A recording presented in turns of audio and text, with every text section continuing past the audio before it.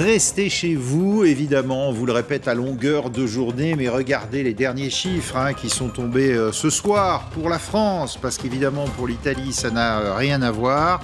On est à près de 15 000 cas, 562 décès, ça fait 112 de plus par jour. On a passé la barrière des 100 morts tous les jours. En Italie, c'est 800 de plus en 24 heures. Écoutez l'avertissement de cette soignante qui, elle aussi, ne comprend pas l'inconscience de certains de nos compatriotes. C'est un appel d'alerte, de détresse. Quand on rentre après nos journées de travail qui sont bien chargées en ce moment et qu'on voit nos concitoyens qui sont dans la rue à se balader en vélo, à promener des poussettes, à faire leurs courses à plusieurs comme des balades de santé, on a l'impression qu'il y a des messages qui ne passent pas. Il est indispensable qu'ils restent confinés, qu'ils restent à la maison. Les courses, ce n'est pas quotidien, ce doit être une nécessité. L'espace public actuellement doit être réservé uniquement à ceux qui ont une obligation d'y être. Nous prenons des risques pour nous, pour nos enfants. Quand on apprend dans le même temps qu'on a des collègues qui sont en train de mourir en réanimation médicale et qu'on voit nos concitoyens qui sont en train de jouer dans la rue avec des balles ou faire de la trottinette, nous ne comprenons plus, nous ne comprenons pas. Il en va de leur responsabilité à eux, mais aussi pour leurs citoyens, pour leurs voisins. Nous avons des collègues qui prennent leur travail, leur tour de garde, la peur au ventre. Nous sommes préparés pour soigner les autres, mais nous demandons à tous de respecter notre travail. Il ne sert à rien de nous applaudir à 20h si en parallèle, ces mêmes personnes qui nous applaudissent sont dans la rue quelques heures plus tôt. Voilà, appel terrible, sans concession, mais réaliste de cette soignante. Merci à Françoise Degois d'être avec nous, bonsoir, éditorialiste politique. Bonsoir Françoise. Maurice Safran, journaliste, écrivain, éditorialiste à Challenge. Bonsoir Maurice, et le docteur Bernard Huynh, médecin, membre de la Fédération des médecins de France. Vous la comprenez, cette soignante-là qui dit « ça sert franchement à rien de nous applaudir à tout va à 20h de vos balcons si c'est pour descendre, faire de la trottinette ». Oui, mais d'abord, ce ne sont pas les mêmes. Et puis, si vous voulez, je pense qu'il faut quand même garder son sang-froid. Nous, on est en libéral, on soigne les gens qui sont malades. On n'a pas de protection, on n'a pas de masque, on n'a pas de test. Donc, si vous voulez... Vous avez toujours pas de masque, vous ? On n'a toujours pas de masque, on n'a toujours pas de test. On a annoncé cet après-midi les masques. Ouais. Donc, il faut encore qu'ils arrivent de Chine. On allait en acheter 250 millions aussi. Oui, d'accord, il faut qu'ils arrivent de Chine. Ça ne va pas être comme ça d'un claquement de doigts. Il faut quand même... les bateaux, tout ça, c'est long. Donc, il faut être réaliste. Mais on nous dit aussi qu'il y a une réserve avec 60 millions de masques. Oui, 60 millions, ça ne représente rien. Donc, si vous voulez, il faut au minimum entre 1 et 3 millions de masques par jour uniquement pour le monde libéral. Il faut des millions de masques pour l'hôpital. Donc, tous les jours, on dépense beaucoup de millions de masques et 250 millions de masques qui vont arriver bientôt. C'est encourageant, mais c'est pas suffisant pour considérer qu'on est en sécurité. Donc si vous voulez, je pense qu'il faut que chacun garde son sang-froid quand même. Donc si vous voulez, il faut que les gens chez eux arrivent à garder leur sang-froid avec leurs enfants, avec leurs ennuis personnels, avec le confinement qui est quand même lourd à supporter. Il faut que les médecins et les soignants gardent leur sang-froid malgré le manque de masques, malgré le manque de tests, malgré les malades qui augmentent et qui sont de plus en plus graves. Il faut que chacun prenne sa part. Il faut que les journalistes aussi gardent leur sang-froid. On n'a pas le choix. Voilà, donc de toute façon, on n'a pas le choix. On est dans une situation dramatique où effectivement, c'est le drame. Bon, ben voilà. Maintenant, il faut que chacun fasse ce qu'il doit faire à sa place. Et puis, je pense que ça sert à rien de stigmatiser des gens qui, quelquefois, étouffent chez eux. Ils sont petitement logés. Mais vous comprenez quand même la colère de cette soignante qui elle, dit « Nous, on prend tous les risques et puis on regarde un peu dehors, Françoise. » Moi, je suis assez d'accord avec le docteur, avec Bernard, parce que je crois quand même que déjà, il faut un peu de temps pour faire entrer des mesures aussi coercitives. Vous savez, ça fait 50 ans que c'est un hymne à la liberté, à l'individualisme, au développement personnel, au soi, à son grand soi. Donc, d'un seul coup, on dit, les copains, c'est terminé. On s'aperçoit qu'on met un peu la démocratie et les libertés. Oui, alors la démocratie et la liberté, c'est une autre chose. En tout cas, on leur dit, c'est fini. Il y a une privation de liberté pour votre bien, etc. Donc, je trouve quand même que ça progresse beaucoup. Je n'ai pas le sentiment que les gens soient si négligents et dilettantes que cela.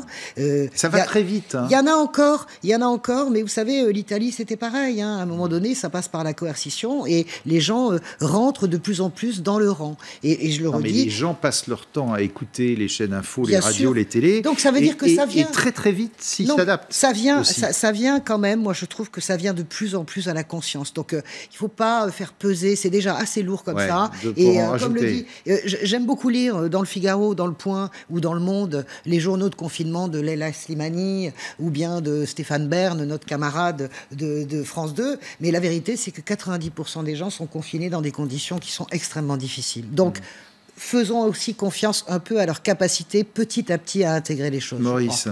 Moi, je trouvais que c'est allé assez vite. Le week-end dernier était absolument catastrophique. Voilà, c'était n'importe quoi. C'est vrai que les images du week-end dernier que j'ai vues sur ce plateau étaient absolument invraisemblables. Les gens à touche-touche sur les quais de Loire à Paris en train de se bronzer, c'était effectivement totalement lunaire. J'ai respecté ce qu'a dit cette infirmière. J'ai été faire mes courses aujourd'hui pour la première fois depuis une semaine. Il n'y avait quasiment personne dans mon quartier. J'étais quasiment tout seul à faire mes courses cet après-midi. Je suis venu ce soir ici à l'ECI, j'ai pris ma voiture, j'ai dû en croiser 2 voitures sur le trajet tout entier. Donc, je trouve que les Français apprennent quand même relativement vite, c'est vrai ce que dit Françoise, est vrai, ça fait plus de 50 ans d'ailleurs, depuis la Libération, depuis la Libération, on est libre. Voilà, ça a l'air bête comme formule, mais c'est vraiment ça. Depuis la Libération, on est libre. Et tout d'un coup, on est réellement plus libre.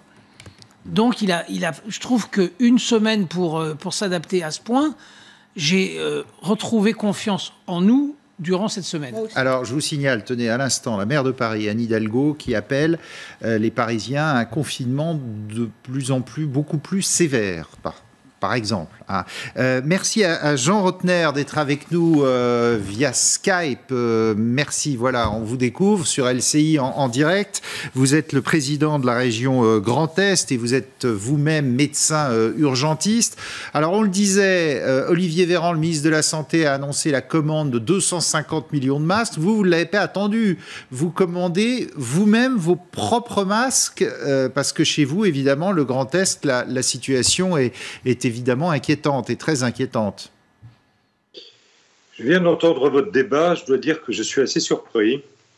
Il me paraît aller assez lunaire et tout en gardant mon sang-froid, puisque je reprends des expressions qui viennent d'être reprises. Aujourd'hui, chez nous, dans le Grand Est, c'est 38% de personnes qui, en plus, qui ont été admises en réanimation. C'est un contact de la part de nos soignants avec la mort quotidiennement. Ils n'hésitaient pas habitués de manière aussi forte.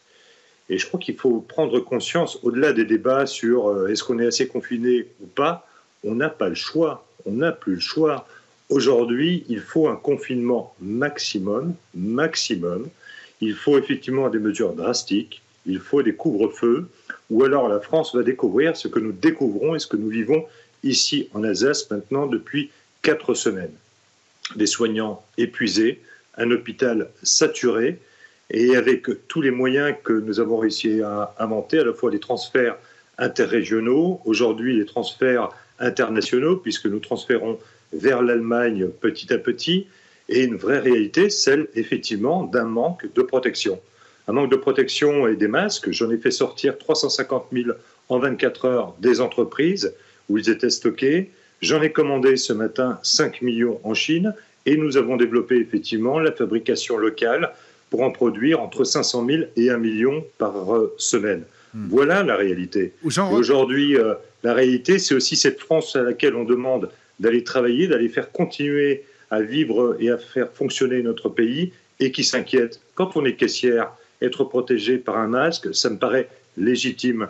Quand on est policier, être protégé par un masque, ça me paraît légitime. Il faut apprendre à ces professionnels à bien les utiliser, à bien les changer. Et pour cela, il faut qu'on en ait et il faut qu'on prenne toutes les dispositions pour que dans notre pays, cette mentalité change. La doctrine du masque pour tout le monde, je pense qu'elle doit petit à petit s'imposer. Mais alors, est-ce que vous vous sentez soutenu par le gouvernement ou au contraire, en commandant ces 5 millions de masques, en les faisant sortir à droite à gauche, c'est-à-dire que vous faites vos commandes régionales, vous dites il faut qu'on se débrouille par nous-mêmes parce que l'État nous laisse un peu tomber ?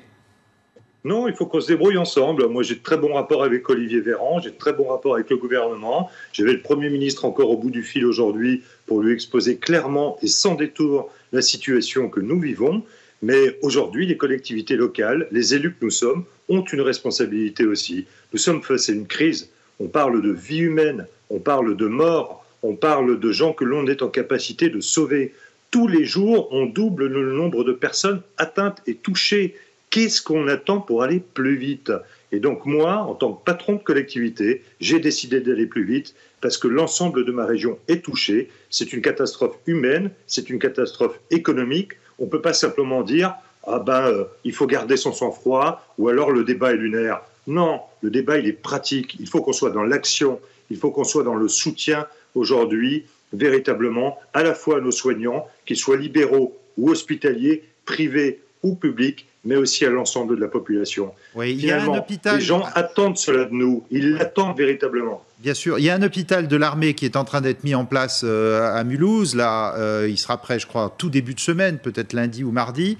On s'aperçoit que c'est 30 lits. Alors, c'est bien, mais vous dites quoi ? Vous dites qu'il en faudrait beaucoup comme ça ?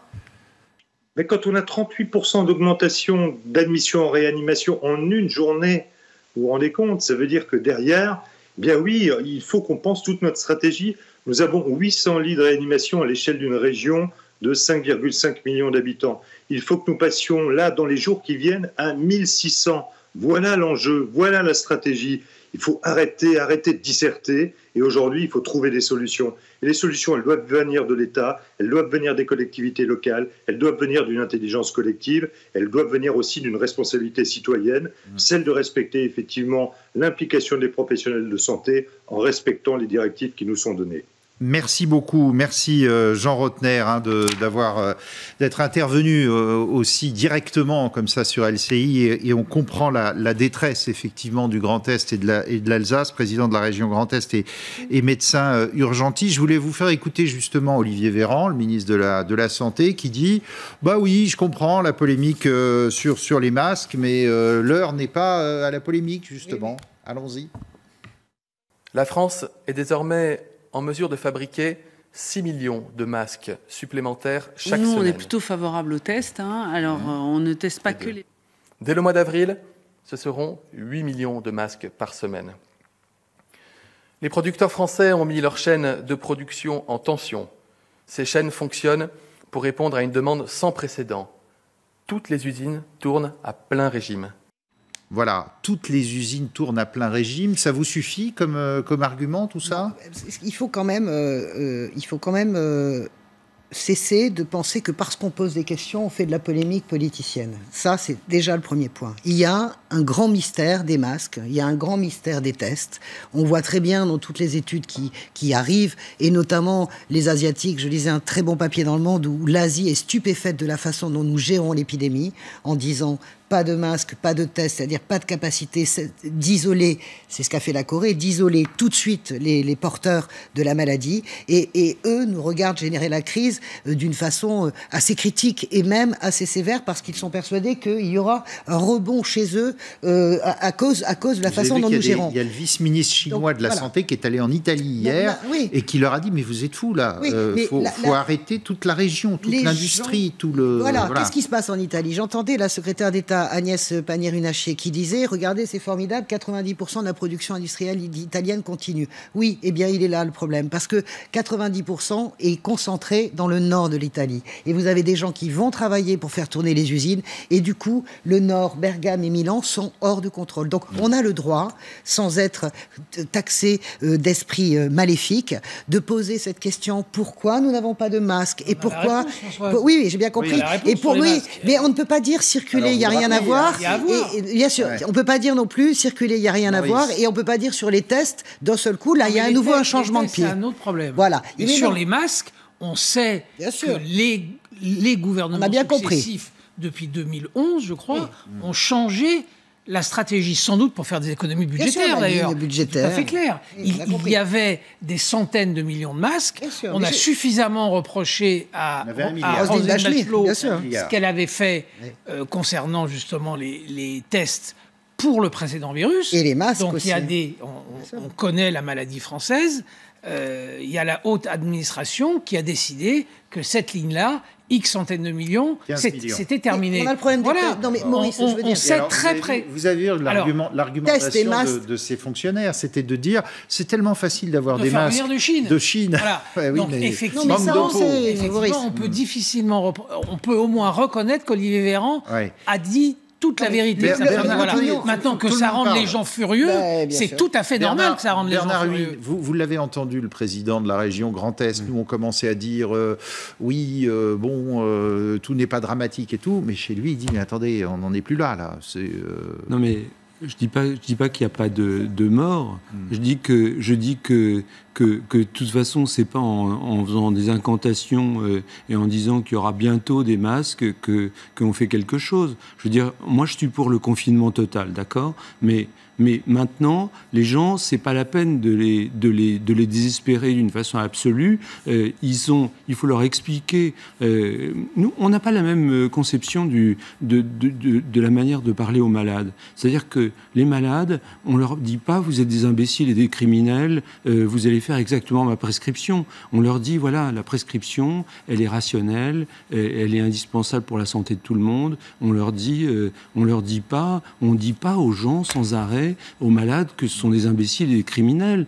C'est pas une bonne manière de parler aux gens. Et donc, les malades ne sont pas des enfants. Et donc, les malades sont quelquefois c'est des enfants, mais même les enfants, on leur parle d'une façon respectueuse. On leur parle pas. Si un médecin vous disait, quand il vous prescrit quelque chose dans son cabinet, si vous ne faites pas exactement ce que je vous dis, vous êtes un imbécile et un criminel, je suis désolé, vous claquez la porte et vous allez chez un autre médecin. Donc il ne faut pas tomber dans des choses comme ça. Allez, restez avec nous. On passe à la pause. Juste après, on parlera du problème des tests. Le ministre de la Santé a dit on va faire plus de tests, mais après une fois que le confinement sera terminé, on va écouter un biologiste en direct par Skype tout à l'heure qui nous dit non, c'est maintenant qu'il faut les faire. Regardez, il nous attend. À tout de suite.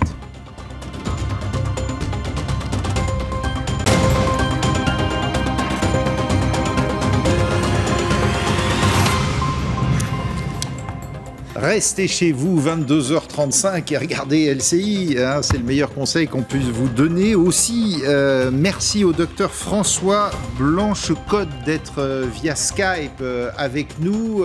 Bonsoir docteur, vous êtes président du syndicat des biologistes. Vous avez entendu comme nous le ministre de la Santé, Olivier Véran, dire oui, on va multiplier les tests sur le coronavirus, mais après le confinement, qu'est-ce que vous en pensez de cette doctrine du gouvernement ? Bien bonsoir. Oui, eh bien écoutez, ce que je pense aujourd'hui, c'est qu'on a le même problème qu'avec les masques. C'est-à-dire qu'aujourd'hui, nous ne sommes pas en capacité de développer sur l'ensemble du territoire des tests pour tous les Français. Donc nous avons été obligés en tout cas de respecter les consignes qui nous ont été données par l'assurance maladie, à savoir de prioriser un certain nombre de cas, les patients évidemment à risque, les femmes enceintes, les dons d'organes, les professionnels de santé, ainsi que évidemment toutes les personnes qui ont des susceptibilités particulières, comme on a signé les facteurs de risque comme l'obésité ou d'autres. Mais aujourd'hui, sur le marché mondial, nous n'avons pas aujourd'hui les machines suffisantes et les réactifs suffisants pour arriver à permettre à tous les Français d'être dépistés. Alors pourquoi est-ce que, par exemple, les Coréens du Sud, eux, peuvent faire des centaines de milliers de tests, ont souvent des résultats en quelques minutes, nous dit-on, et pourquoi nous, ça met des heures et on en peut en faire que quelques milliers maximum par jour? Nous tombons sur la directive de l'autorisation du ministère. Nous avons actuellement 6 grandes firmes qui sont autorisées à nous vendre des machines pour pratiquer ces tests. Et nous avons une firme française qui va pouvoir produire des machines d'ici fin mars. Donc on est assez démunis en machines, assez démunis en réactifs, et même les biologistes qui possédaient des machines auparavant, aujourd'hui ont une difficulté d'approvisionnement majeure des réactifs pour les faire fonctionner. Qu'est-ce que vous demandez, vous, alors, président du syndicat des biologistes ? Eh bien, on demande, comme on l'a fait tout à l'heure, il va falloir qu'on trouve des solutions. On sait qu'on a beaucoup d'imagination, les Français, je le sais bien, mais en tout cas, comme on est en pénurie, il faut absolument donner les autorisations à toutes les firmes qui peuvent nous vendre du matériel, de le faire. Et pour cela, il faut que, malgré que certains réactifs demandent un marquage CE, eh bien qu'on avance plus vite avec l'administration française. Est-ce qu'il n'y a pas une forme de, j'allais dire, comment vous dire ça, de patriotisme français, de dire il faut garder le test français et puis en rester là? Ah non, absolument pas, parce qu'on avait très peu d'industriels qui fabriquaient ces tests. Aujourd'hui, les tests qui ont été mis au point par l'Institut Pasteur sont des tests maison, ainsi que dans le sud de la France. Tous ceux qui pouvaient extraire du virus ont pu fabriquer un réactif maison, mais il n'est pas du tout adapté, en tout cas au laboratoire de ville, puisque nous travaillons essentiellement avec des produits industriels. Et donc, vous n'avez pas le matériel pour faire ces tests, vous, dans les laboratoires de biologie des villes? Écoutez, on est en file d'attente. Souvent, nos confrères cherchent partout dans le monde du matériel à acheter et on est obligé, comme tout le monde, de suivre la file de demande des différents pays du monde. Ce qui pose problème, d'ailleurs, sur un autre aspect que peut-être vous ne savez pas, c'est qu'en dehors des machines et des réactifs, il faut pouvoir prélever les patients. Et pour prélever les patients, il faut un écouvillon. Et ces écouvillons, dans un milieu de transport, sont rarissimes. Aujourd'hui, je peux vous citer des exemples. Dans la région Alsace, les labos privés alimentent aussi le CHU de Strasbourg parce qu'ils n'ont plus assez d'écouvillons pour prélever. L'écouvillon, c'est une espèce de grand coton-tige. Ça semble quand même pas compliqué. Tout à fait, pour prélever dans les fosses nasales. À fabriquer, ouais. Voilà. Docteur Bernard Huynh, vous-même, vous cherchez à acquérir des tests en grand nombre en tant que médecin libéraux? Non, pas en grand nombre. Moi, j'aimerais bien pouvoir en avoir quelques-uns pour tester certains de mes patients. Maintenant, certains laboratoires ne pouvant pas faire le prélèvement non plus parce qu'ils n'ont pas les masques FFP2 pour protéger leur laborantine, ont été dans l'incapacité, malgré le fait d'avoir le réactif, le milieu de transport et éventuellement le correspondant qui allait faire l'examen, n'ont pas pu prélever parce que simplement ils n'avaient pas le masque dont on avait besoin. Donc c'est une sorte de serpent qui se mord la queue. Mais à chaque fois que vous nous dites tout ça et qu'on découvre ça, on a envie de dire mais quelle impréparation parce que ça nous est tombé dessus comme ça, mais on se dit 5e ou 6e puissance mondiale, on en est là, on n'a pas les écouvillons pour aller faire le prélèvement. En tout cas, je ne sais pas. Voilà, c'est-à-dire que il y a un choix, un choix politique et administratif qui a été fait. On se rend compte qu'avec cette crise, c'est un choix absolument catastrophique. Ça fait partie, et François le sait mieux que personne, ça fait partie d'une réflexion générale des gouvernements de droite et de gauche et de droite, des fonctionnaires de droite et de gauche sur les économies, sur le respect des fameux critères budgétaires, etc., etc. Et ça a joué sur tous les plans. Et on se rend compte aujourd'hui, ce que nous dit le docteur Blanche-Côte, c'est qu'il y a la même pénurie de tests que de masques et la même pénurie de masques que de tests. Donc c'est un choix qui monte à loin et qui aujourd'hui s'avère absolument apocalyptique. Et ce qui ne va pas, du coup, c'est le sentiment, l'opinion a quand même le sentiment que ce qu'on lui dit, c'est les masques ne servent à rien et les tests ne servent à rien parce qu'on n'en a pas, tout simplement. Donc et grosse hypocrisie. C'est ça. Et là où je suis d'accord avec la RGPP, tradition, cet acronisme barbare, la révision générale des politiques publiques, Sarkozy 2008, je ne prenne pas du doigt Sarkozy.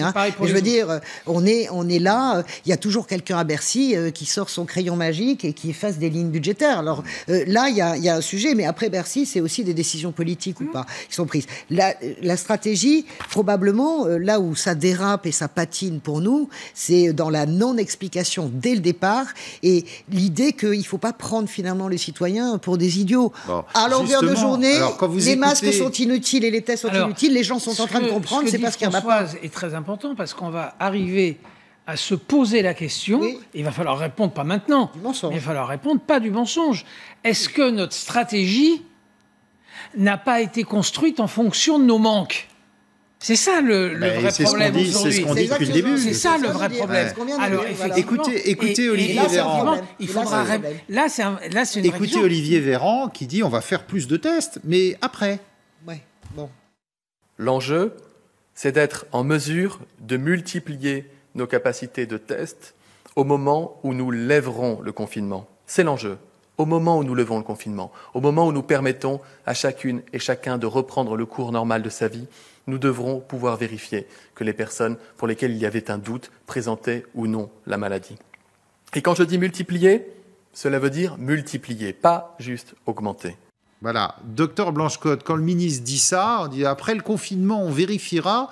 Pour vous, c'est parce qu'il ne peut pas faire autrement. Je rejoins tout à fait les propos de mes collègues. Effectivement, aujourd'hui, c'est une vraie politique qui est en mise en cause.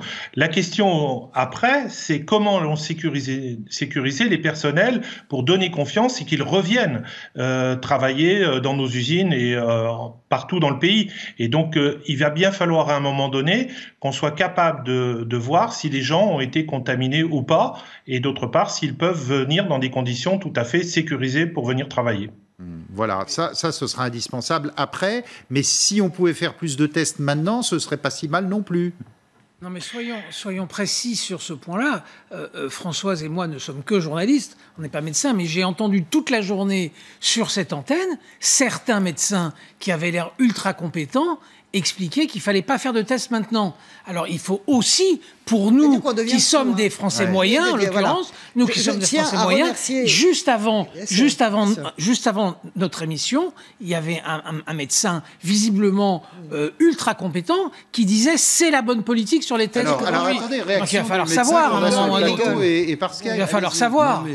Si vous voulez, d'abord, il faut laisser aux médecins leurs compétences qui sont limitées à la médecine. Et de la même manière que l'administration a voulu faire le médecin, l'assurance maladie veut faire le médecin, la police veut faire le médecin. Les ministres... Il s'avère qu'il est médecin aussi. Hein. Bon. Oui, mais il est neurologue. Donc, je veux dire, on est loin. Donc, pour vous, il faut faire plus de tests ou pas ? Donc, si vous voulez... Non, mais un médecin, ça nécessite... Pour être médecin, il faut faire des diagnostics avant de choisir le traitement. Donc le test était indispensable dès le départ. Donc maintenant, ce qui est sûr, c'est qu'après l'épidémie, par exemple, il n'y aura plus besoin de se demander qui est-ce qui était vraiment à très haut risque et qui allait mourir, parce qu'ils seront tous morts. Donc ça, il n'y a pas besoin de faire de tests à ce moment-là. Ouais. Donc il y a... D'accord avec ça, docteur Blanche-Côte ? Écoutez, oui, aujourd'hui, de toute façon, on a des moyens limités, vous l'avez vu. Il faut sécuriser aussi, comme l'a dit nos confrères, le prélèvement et nos personnels qui ne peuvent pas aller au contact s'ils ne sont pas protégés. Donc là, on est en train de gérer une pénurie. Après, demain, il faut vraiment se décider qui on priorise. Dans l'attente d'aujourd'hui, je pense qu'il faut faire le tri des malades qui sont les plus à risque, faire le diagnostic tout de suite, parce que c'est eux qui ont besoin de respirateurs. Et on a bien vu la pénurie qu'on a aussi pour les matériels. Donc il faut vraiment essayer de prioriser pour voir si la personne qui se déclare est vraiment positive et si elle a besoin d'un respirateur artificiel. Et vous, dans les labos, est-ce que vous avez suffisamment de masques ? Écoutez, on n'en avait pas beaucoup. On a réussi, on a été les grands oubliés de cette histoire au départ. On a réussi, il y a 48 heures, à obtenir que nous soyons marqués dans l'arrêté de distribution des masques, les biologistes et les infirmières de laboratoire, de façon à pouvoir... Et encore dans les 25 départements clusters les plus atteints. Les autres, normalement, n'ont pas le droit aux masques. Ah oui, à ce point-là. Merci beaucoup, en tout cas, docteur François Blanche-Côte, président du syndicat des biologistes, d'avoir été en direct via Skype sur LCI. Françoise, un mot. Dire simplement qu'on a déjà un peu de recul par rapport à la stratégie choisie par les différents pays. Et elle est, d'une certaine manière, assez accablante entre l'Asie et l'Europe. Quand on regarde les courbes qui ont été faites par l'université Johns Hopkins, qui sont passionnantes, on voit comment la Corée, le Japon, Singapour arrivent finalement à stopper cette épidémie d'abord par des conditions sociales, parce qu'il y a la distanciation sociale, c'est la règle en Asie quand même, mais surtout masque et test systématique. Test et masque. Dès qu'une personne est positive, on la sort du champ social. Et on voit comment la France, l'Italie, l'Espagne, on parle pas très peu de l'Espagne sur cette antenne, mais c'est assez dramatique ce qui se passe en Espagne. Plus 30% de cas voilà. par jour. Et donc, au milieu de cette Europe, il y a l'Allemagne qui procède de la même manière, qui procède test systématique, et on voit que l'Allemagne arrive absolument à réduire au maximum le nombre de morts. Donc il y a quelque chose qui va... Mais nous, on n'a pas de masque, on n'a pas de test, et on n'a même pas des couvillons. Ça veut dire que ce virus va être l'occasion, et on a toujours dit plus rien ne sera comme avant. Pourquoi vous dites aller jusqu'au bout de votre raisonnement ? Votre raisonnement, il est très clair, c'est que nous n'avons pas la bonne stratégie, ils ont la bonne stratégie. Il faut aller jusqu'au bout. Bien sûr, mais je vais jusqu'au bout, et je pense qu'on a la bonne.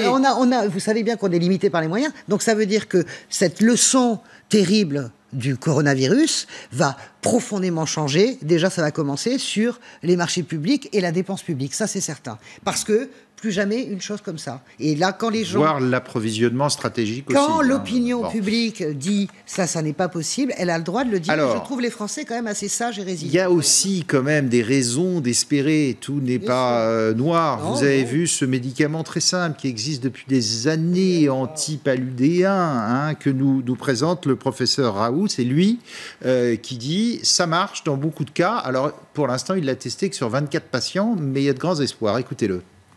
Au bout de 6 jours, ce que l'on a constaté, c'est qu'il y avait une différence très significative entre les gens qui étaient traités et non traités, la présence ou pas de virus. Les gens qui avaient pris de l'hydroxychloroquine plus de l'azithromycine avaient une réaction qui était encore plus spectaculaire, puisqu'ils étaient pratiquement tous curés de la présence du virus au bout de 6 jours. Voilà, ça paraît miraculeux. Bonsoir, professeur Jean-Jacques Zambrowski. Merci d'être avec nous. Vous êtes médecin hospitalier, professeur de politique et d'économie de la santé. Vous êtes ancien chef de service de réanimation à Bichat, je crois, et vous y êtes aussi toute la journée parce que vous avez repris du service, évidemment. Qu'est-ce que vous en pensez de cette chloroquine qui est un médicament antipaludéen, peut-être mixé avec des antibiotiques qui pourraient avoir des résultats?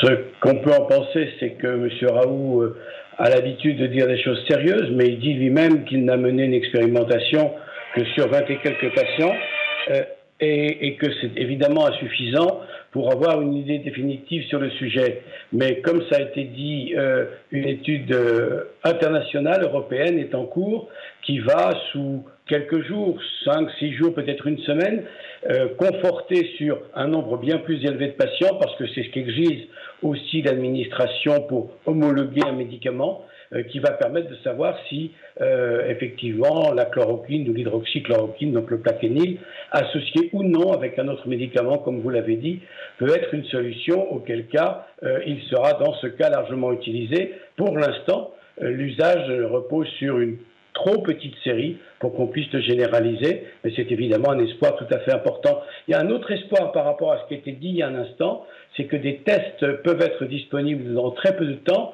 un peu comme les tests de grossesse, qui utilisent non pas ce qu'on appelle la technologie PCR, avec le frottis nasopharyngé, mais une gouttelette de sang qui détecte les immunoglobulines IgM ou IgG.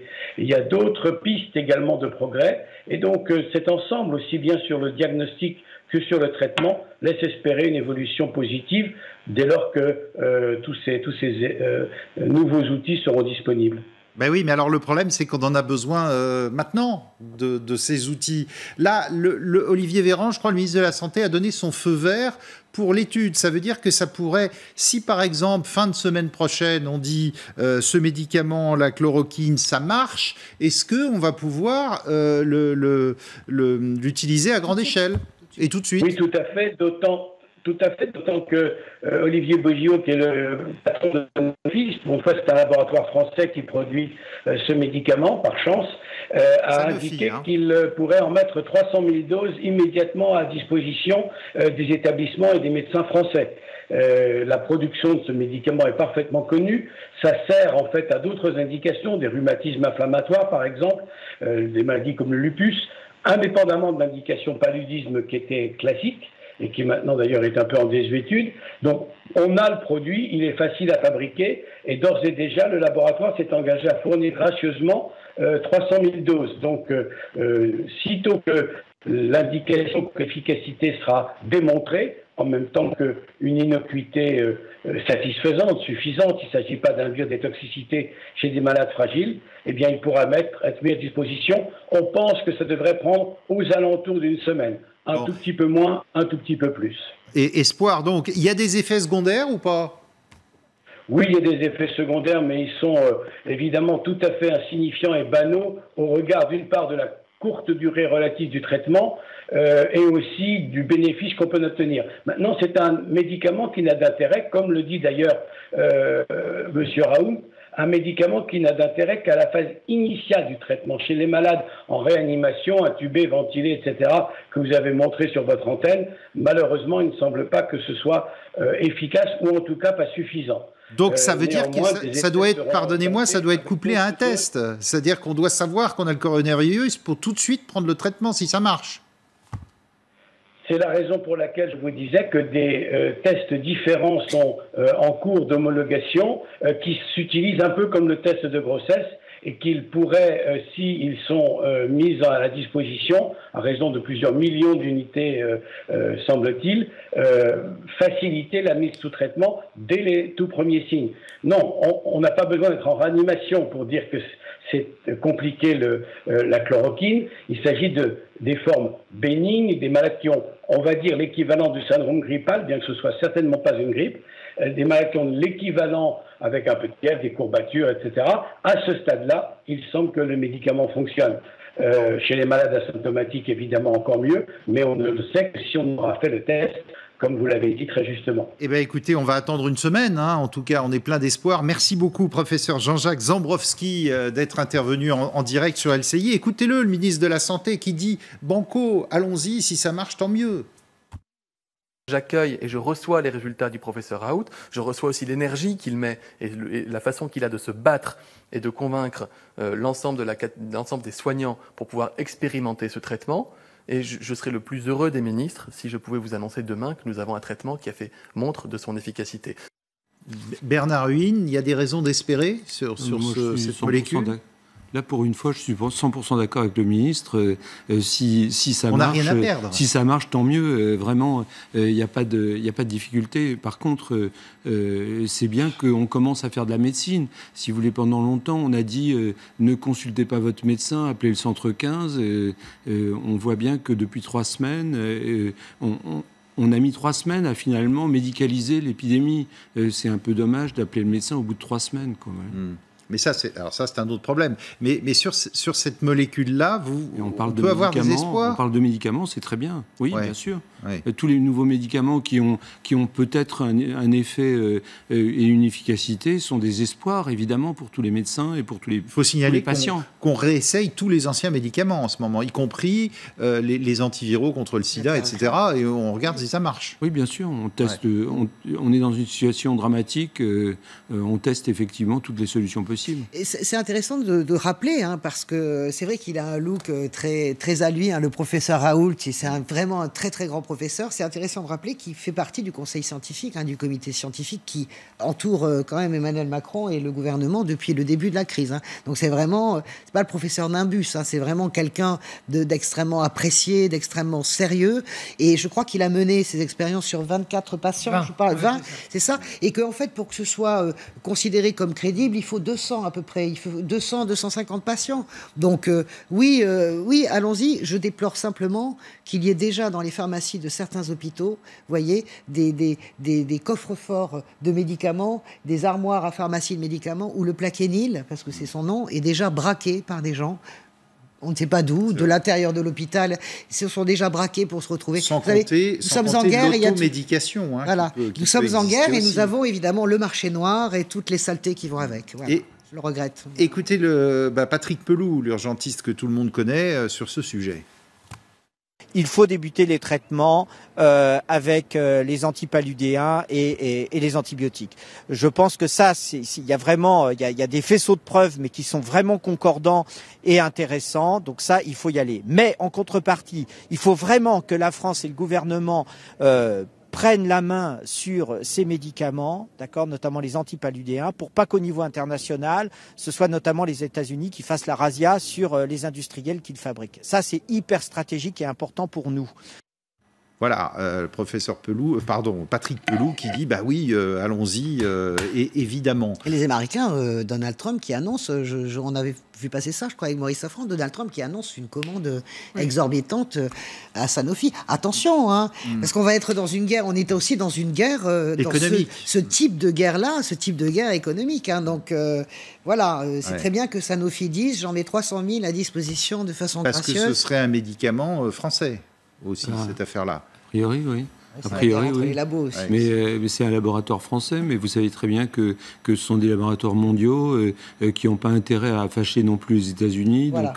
Donc ils ont intérêt. Les États-Unis sont un énorme marché pour le médicament. Ils achètent des médicaments plus chers que nous. Donc, ah oui, aussi.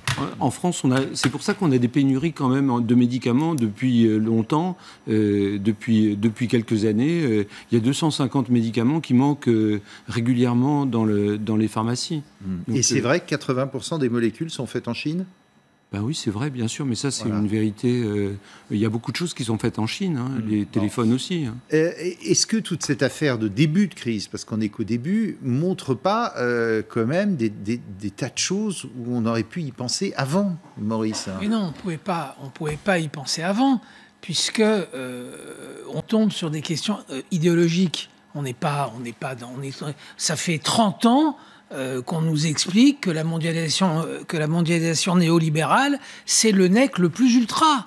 Et une partie de la gauche nous a expliqué ça, une partie de la droite nous a expliqué ça, et donc le système a été construit pour ça. Et effectivement, les très intelligents nous ont expliqué qu'1 milliard de masques, ça n'avait aucun sens, puisqu'il se passait rien, puisque 50 millions, c'était largement suffisant. Eh ben, on se rend compte que idéologiquement, tout s'est cassé la gueule sur le virus, absolument tout. Et je voulais dire, il y a Isabelle Tisse-Saint-Jean qui est une super professeure d'économie et qui parle des signes noirs. Vous savez, dans l'histoire de l'humanité, les signes noirs, c'est ces événements qui arrivent, qu'on ne peut pas anticiper et qui bouleversent tout. Le plus célèbre, c'est la Grande Peste, où en fait l'humanité passe du Moyen-Âge à la Renaissance. Eh bien, le coronavirus... Mon sentiment, c'est que c'est typiquement un signe noir et que là, évidemment, autant en 2008, on a dit tout va changer, mais en sachant que tout allait recommencer. Mais on savait au fond de nous-mêmes. Là, cette fois-ci, c'est fini. Tout va changer. 22h59, tout de suite, il est l'heure du journal de 23h avec Julie Hamet.